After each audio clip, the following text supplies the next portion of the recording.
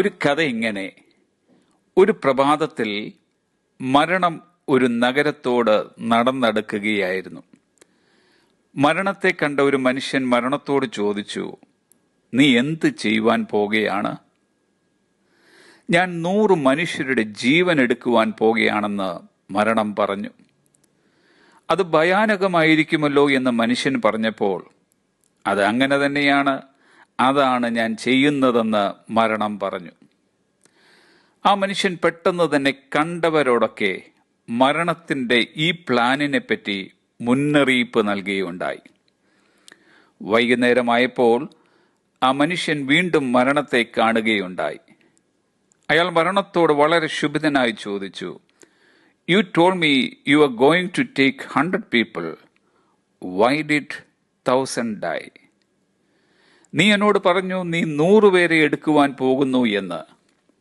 എങ്ങനെയാണ് 1000 പേർ മരിച്ചത്?" "I kept my word," Death responded. "I only took 100 people. Worry took the others." "ഞാൻ എൻ്റെ വാക്ക് പാലിച്ചു" എന്ന് മരണം പറഞ്ഞു. "ഞാൻ 100 പേരെ മാത്രമേ എടുത്തുള്ളൂ. ആകുലത ബാക്കിയുള്ളവരെ എടുത്തു." Anxiety and depression association of അമേരിക്കയുടെ കണക്കനുസരിച്ച് ഏതാണ്ട് 40 മില്യൺ പ്രായപൂർത്തിയായവർ, അതായത് ജനസംഖ്യയിലെ 18% ആൻസൈറ്റി ഡിസോർഡർ അഥവാ ഉത്കണ്ഠ രോഗത്തിന് അടിമപ്പെട്ടവരാണ്. വേൾഡ് ഹെൽത്ത് ഓർഗനൈസേഷന്റെ കണക്കനുസരിച്ച് ലോകത്താകമാനമായി ഏതാണ്ട് 300 മില്യൺ ആൾക്കാർ ഉത്കണ്ഠ രോഗത്തിന് അടിമപ്പെട്ടിരിക്കുന്നു. ഈ കണക്ക് വളരെ ആശ്ചര്യപ്പെടുത്തുന്നതാണ്. എന്നാൽ ഇപ്പോൾ ലോകം നേരിട്ടുകൊണ്ടിരിക്കുന്ന മഹാമാരിയും അത് നിമിത്തം ഉണ്ടായിക്കൊണ്ടിരിക്കുന്ന സാമ്പത്തിക മാന്ദ്യം നിമിത്തവും ഉത്കണ്ഠ എന്ന രോഗത്തിന് അടിമപ്പെടുന്നവരുടെ കുതിച്ചുയരുന്ന കണക്ക് നമ്മെ ഏറെ ആശ്ചര്യപ്പെടുത്തുന്നതായിരിക്കും.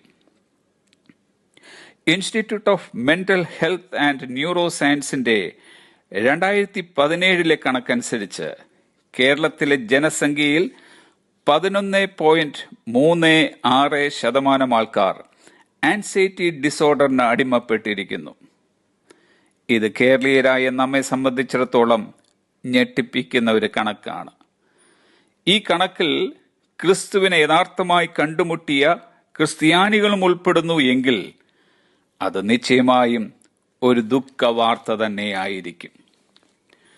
ആകുലതകളും മനക്ലേശങ്ങളും ഉത്കണ്ഠകളും നിറഞ്ഞ ഒരു ചുറ്റുപാടിലും ഇതിനൊക്കെ കളമൊരുക്കുന്ന സാഹചര്യങ്ങളിലുമാണ് നാം ഏവരും ജീവിക്കുന്നതെങ്കിലും ഇവയൊന്നുമില്ലാത്ത, പിന്നെയോ പ്രത്യാശ മാത്രം കൊണ്ട് നിറഞ്ഞു നിൽക്കുന്ന സ്വർഗത്തിലുള്ള പിതാവിനെ വിളിച്ചപേക്ഷിക്കുന്ന അവന്റെ മക്കളത്രേ നാം ഓരോരുത്തരും. തന്റെ മക്കളായ നമ്മോട് യേശു കർത്താവിന് ഇന്ന് പറയുവാനുള്ളത് മത്തായിയുടെ സുവിശേഷം 6-ാം അധ്യായത്തിന്റെ 25-26 വാക്യങ്ങൾ. "അതുകൊണ്ട് ഞാൻ നിങ്ങളോട് പറയുന്നത്, എന്തു തിന്നും എന്തു കുടിക്കുമെന്ന് നിങ്ങളുടെ ജീവനായിക്കൊണ്ടും എന്തുടുക്കുമെന്ന് ശരീരത്തിനായിക്കൊണ്ടും വിചാരപ്പെടരുത്. ആഹാരത്തെക്കാൾ ജീവനും ഉടുപ്പിനേക്കാൾ ശരീരവും വലുതല്ലയോ? ആകാശത്തിലെ പറവകളെ നോക്കുവീൻ. അവ വിതയ്ക്കുന്നില്ല, കൊയ്യുന്നില്ല, കളപ്പുരയിൽ കൂട്ടിവയ്ക്കുന്നതുമില്ല. എങ്കിലും സ്വർഗസ്നായ നിങ്ങളുടെ പിതാവ് അവയെ പുലർത്തുന്നു. അവയേക്കാൾ നിങ്ങൾ ഏറ്റവും വിശേഷതയുള്ളവരല്ലയോ?" ഒരു പഴയ കണക്കും പ്രകാരം വസ്തുസ്ഥിതി ശാസ്ത്രപരമായി മനുഷ്യനുണ്ടാകുന്ന ആകുലതയെ വിലയിരുത്തിയാൽ 40% ആകുലതയും ഒരിക്കലും സംഭവിക്കുവാൻ പോകുന്നതല്ല. 30% കാര്യങ്ങൾ സംഭവിച്ചു കഴിഞ്ഞതാണ്. 12% അടിസ്ഥാനരഹിതമായി മറ്റുള്ളവർ നമ്മെ വിമർശിച്ചതാണ്. 10% ആരോഗ്യത്തെക്കുറിച്ചുള്ളതാണ്. 8% മാത്രമേ യഥാർത്ഥ പ്രശ്നങ്ങളായിട്ടുള്ളത്. അങ്ങനെയെങ്കിൽ 92% ആകുലതയും ഒരു പ്രയോജനവുമില്ലാത്തതാണ്.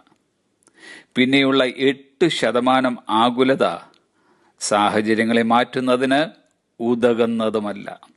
അതുകൊണ്ടാണ് യേശു കർത്താവ് ചോദിച്ചത്, വിചാരപ്പെടുന്നതിനാൽ തൻ്റെ നീളത്തോട് ഒരു മുഴം കൂട്ടുവാൻ നിങ്ങളിൽ ആർക്ക് കഴിയും? ഒരു മരച്ചില്ലയിൽ ഇരുന്ന് 2 പറവകൾ ഒരു സംഭാഷണത്തിൽ ഏർപ്പെട്ടു. ഒരു പറവ മറ്റേ പറവയോട് ചോദിച്ചു, മനുഷ്യരെന്തിനാണ് ഇത്രമാത്രം ആകുലതപ്പെട്ട് നടക്കുന്നത്? അതിന് മറ്റേ പറവ കൊടുത്ത മറുപടി, I think it must be they have no heavenly father like the one that cares for you and me. എനിക്ക് തോന്നുന്നത് ഇതായിരിക്കും, എന്നെയും നിന്നെയും പരിപാലിക്കുന്ന സ്വർഗസ്നായ പിതാവ് അവർക്കില്ല. ഡിയർ ഫ്രണ്ട്സ്, നമ്മുടെ ഈ ആവശ്യങ്ങൾ അറിഞ്ഞ് നമ്മെ പുലർത്തുന്ന ഒരു സ്വർഗസ്നായ പിതാവ് നമുക്കുള്ളതിൽ നാം എത്ര ഭാഗ്യമുള്ളവരാണ്. നമ്മുടെ ദൈവത്തെ പിതാവ് എന്ന് വിളിക്കുക മാത്രമല്ല, അവൻ്റെ കരുതലിൽ, അവൻ്റെ പരിപാലനത്തിൽ നമുക്ക് വിശ്വാസമുണ്ടായിരിക്കണം. ആ വിശ്വാസം ഇന്ന് ആർക്കെങ്കിലും നഷ്ടപ്പെട്ടിട്ടുണ്ടെങ്കിൽ നമുക്കിന്നിങ്ങനെ പ്രാർത്ഥിക്കാം, സ്വർഗീയ പിതാവേ, ഞങ്ങൾ നിന്നിൽ വിശ്വസിക്കുന്നു, പൂർണ്ണമായും നിന്നിൽ ആശ്രയിക്കുന്നു. ആമേൻ. Have a blessed day.